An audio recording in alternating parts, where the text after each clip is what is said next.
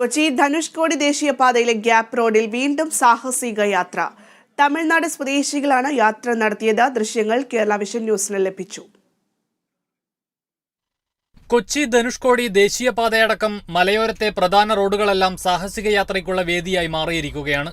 കഴിഞ്ഞ 3 ആഴ്ചയ്ക്കുള്ളിൽ ഗ്യാപ്പ് റോഡിൽ മാത്രം റിപ്പോർട്ട് ചെയ്യപ്പെടുന്ന 6ാമത്തെ അപകടകരമായ യാത്രയാണിത്. രാവിലെയാണ് തമിഴ്നാട്ടിൽ നിന്നെത്തിയ വിനോദസഞ്ചാരികളായ യുവാക്കൾ കാറിൽ അപകടകരമായ യാത്ര നടത്തിയത്. പെരിയ കനാലിനും ആനയിറങ്കലിനും ഇടയിലായിരുന്നു സാഹസിക യാത്ര.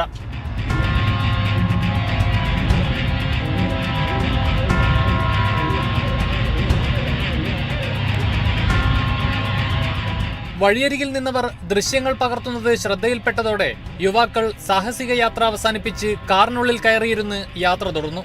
കഴിഞ്ഞ ദിവസം മാട്ടുപ്പെട്ടി റോഡിലും ഇത്തരത്തിൽ അപകടകരമായ തരത്തിലുള്ള യാത്ര നടത്തിയിരുന്നു.